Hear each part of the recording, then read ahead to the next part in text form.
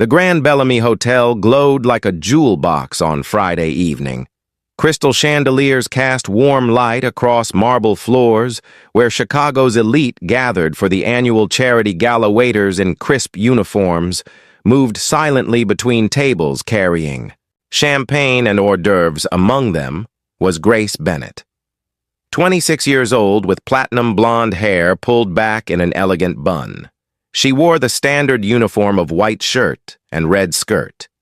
Her hands were steady as she balanced a tray, though. Her heart was racing.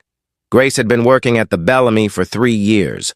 It was good money, and the tips from events like this helped pay for her night classes at the community college. She wanted to be a nurse, to help people tonight. She would get that chance in a way she never expected. At table 7 sat Alexander Hunt, 38 years old with dark hair and sharp features that belonged on magazine covers. He was the CEO of Hunt Industries, a tech company worth billions. Everyone knew his name. Everyone wanted his attention. Alexander sat alone at his table despite being surrounded by hundreds of people. His date had not arrived yet. He checked his watch for the 3rd time. Victoria was late. Again. Grace approached his table with a fresh glass of champagne on her tray.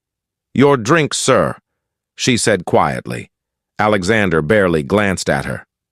"Thank you," he said absently, scrolling through his phone. Grace set the glass down and was turning to leave when she saw a woman across the room watching Alexander intently. She was elegant in a black dress with dark hair swept up, Victoria Ashford.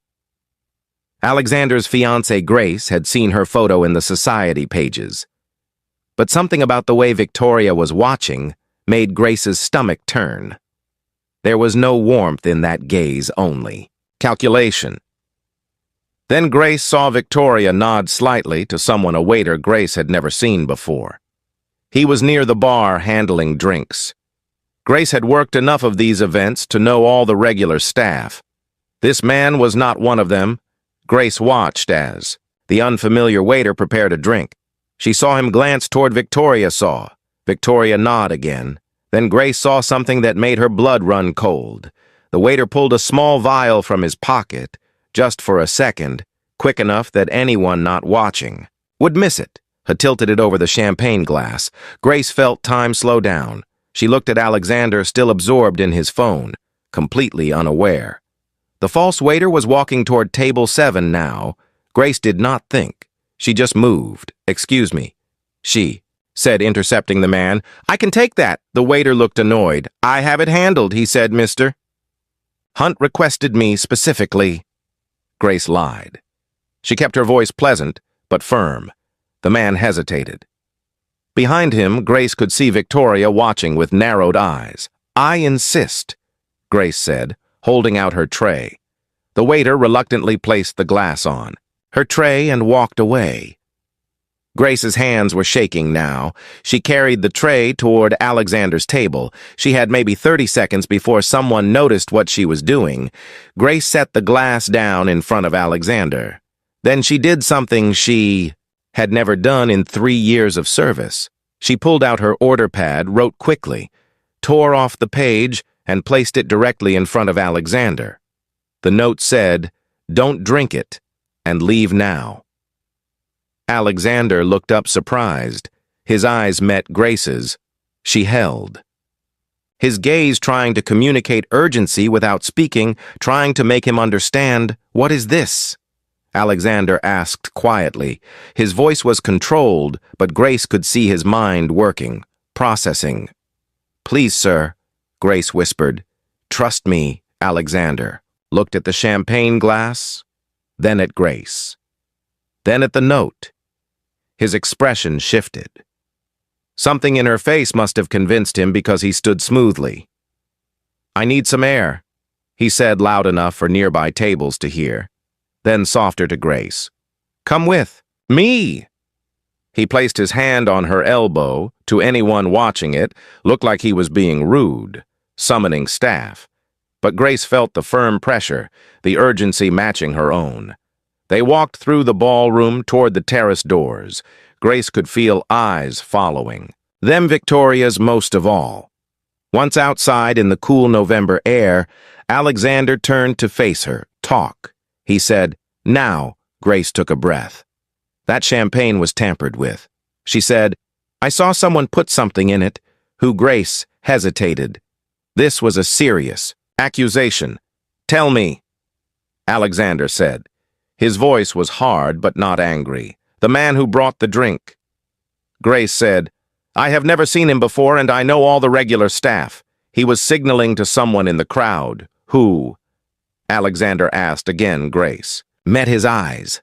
"Your fiancé." The words hung in the air. Alexander's expression did not change, but something flickered in his eyes. "You are certain?" "I saw her nod to him twice," Grace said, "once before he prepared the drink and once after."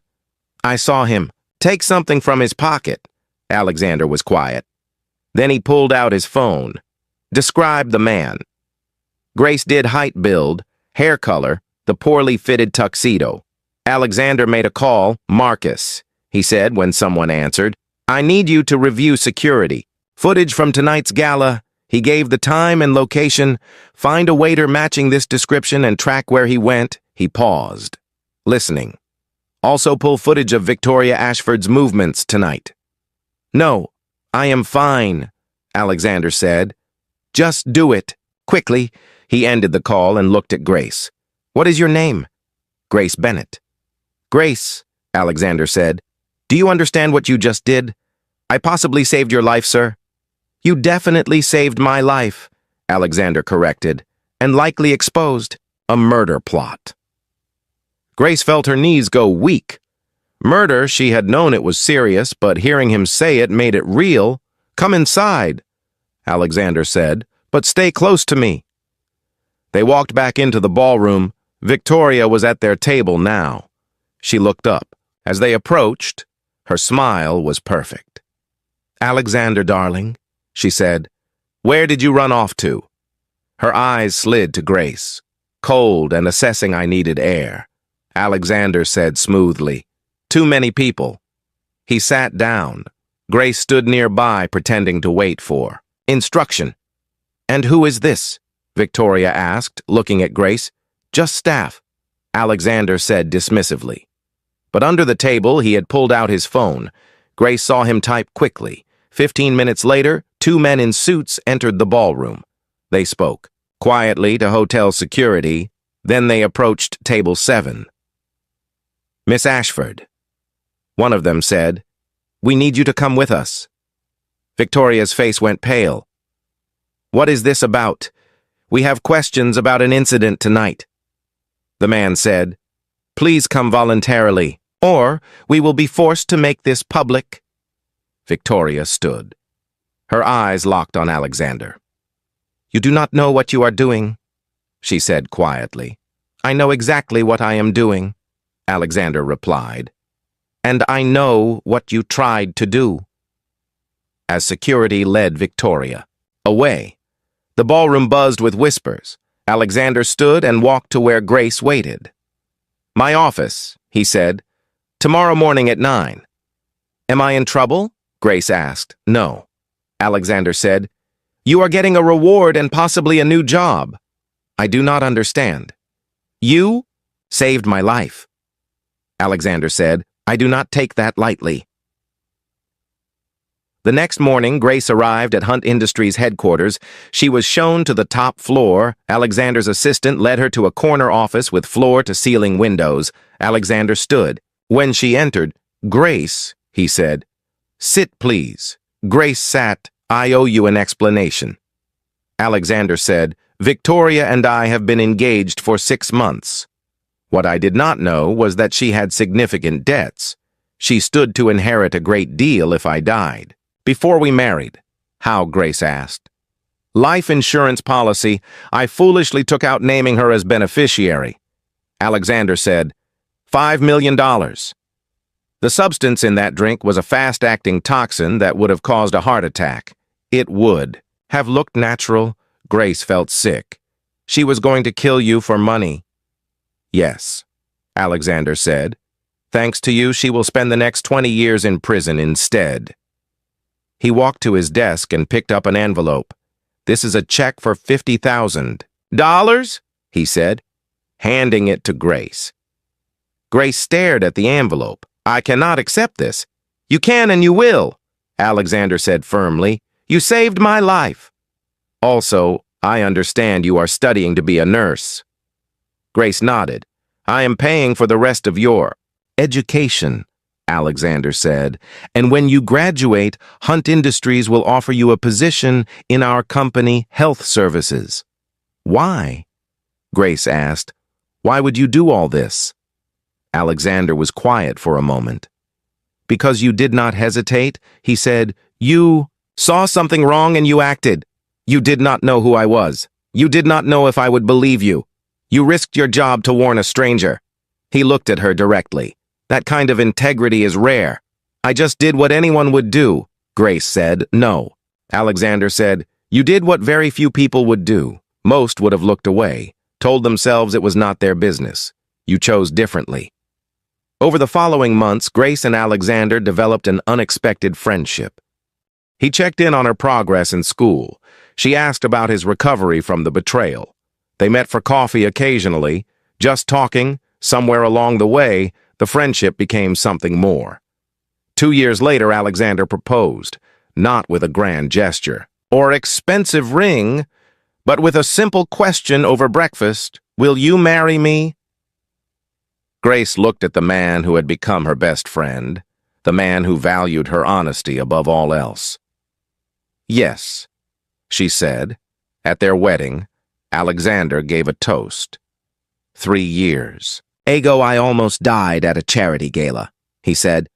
A woman I trusted tried to poison me, but another woman risked everything to save me. He looked at Grace. She did not know I would believe her. She did not know I would be grateful. She just knew it was the right thing to do. He raised his glass. To Grace, who taught me that real love is not about what you can gain, but about what you are willing to risk for someone else's well-being. Even a stranger's. Grace stood and kissed her husband. She thought about that night at the Bellamy. How scared she had been. How close Alexander had come to drinking that champagne. How one choice had changed both their lives. Sometimes courage is not about being fearless. It is about acting, despite your fear. Sometimes integrity costs you nothing and gives you everything, and sometimes saving someone else's life saves your own in the process, not from death, but from living without purpose, without connection, without love. If this story moved you, please like and share it with someone who needs a reminder that doing the right thing matters even when it is difficult. Subscribe for more stories about courage and integrity. Comment below and tell us about a time when you spoke up when it would have been easier to stay silent. Your courage might inspire someone else to act when it matters most.